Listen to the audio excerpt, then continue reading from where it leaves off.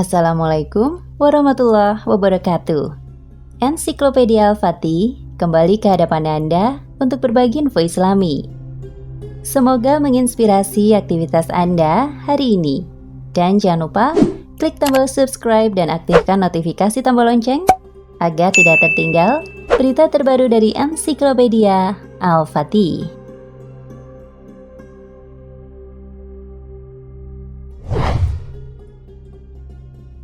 Selepas dari altar pengorbanan, Abdullah bin Abdul Muthalib seperti dilahirkan kembali. Ayahnya Abdul Muthalib memutuskan untuk segera menikahkan putra bungsu kesayangannya itu. Abdul Muthalib mengajak Abdullah ke rumah Wahab bin Abdul Manaf bin Zuhrah, pemimpin suku Bani Zuhrah.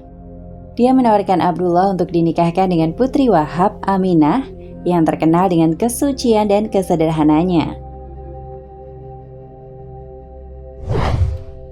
Aminah termasuk bunga Quraisy, kebanggaan Bani Zuhrah yang paling tinggi nasab dan kemuliaannya. Sejak masa kanak-kanak dan remaja, Aminah memang mengenal Abdullah karena masih saudara sepupu. Leluhur keduanya terhubung melalui dua saudara kandung, yakni Qusay dan Zuhrah, yang keduanya merupakan putra Kilab bin Murrah.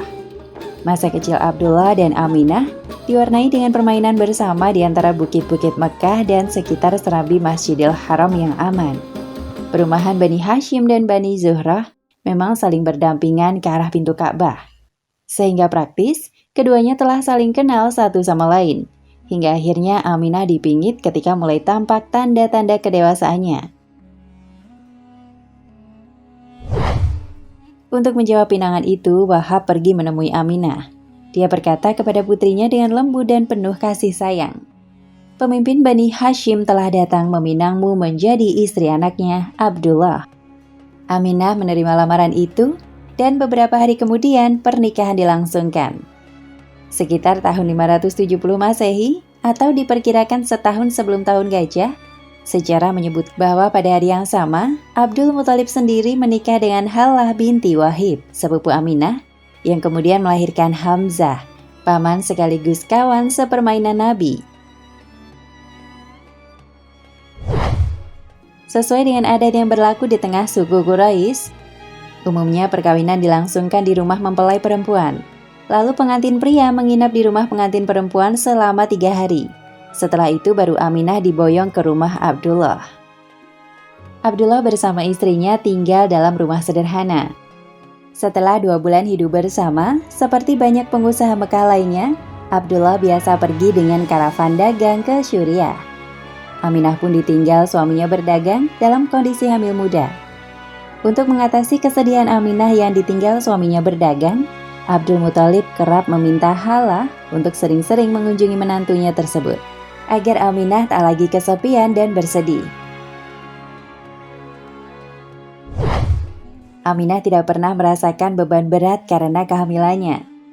Hingga tibalah kepulangan rombongan kafilah dagang Mekah dari Suriah. Peristiwa kepulangan karavan dagang ini terjadi sekitar 23 Maret tahun 571 Masehi. Masyarakat Mekah tumpah ruah ke jalan-jalan.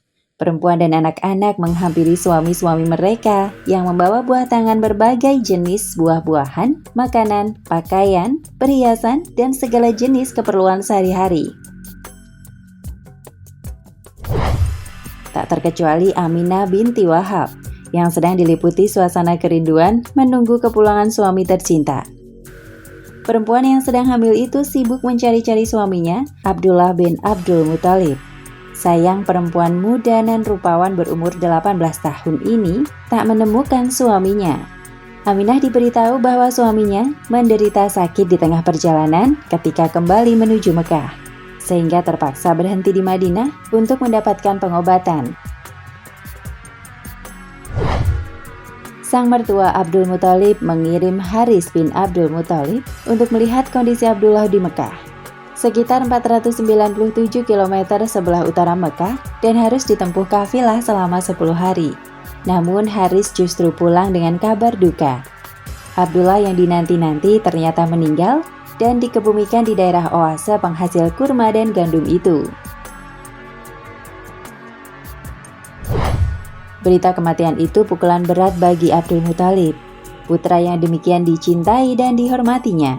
Bisa dibayangkan betapa berat kedukaan sang ayah, demikian pula dengan menantunya, Aminah. Berita itu dia dengar ketika sedang menunggu kelahiran bayi pertama mereka. Aminah meratapi kepergian suami tercinta dengan bait syair yang demikian menyentuh kalbu. Seorang cucu Hashim tiba-tiba membawa kebaikan di dekat Batha, keluar mendampingi Lahat tanpa suara yang jelas.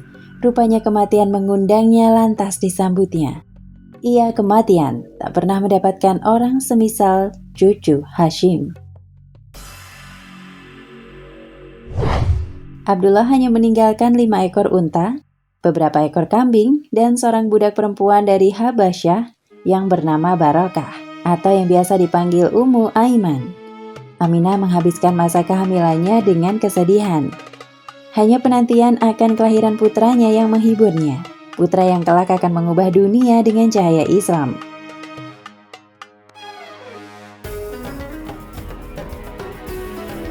Nah pemirsa Ensiklopedia Al-Fatih, sampai di sini perjumpaan kita kali ini.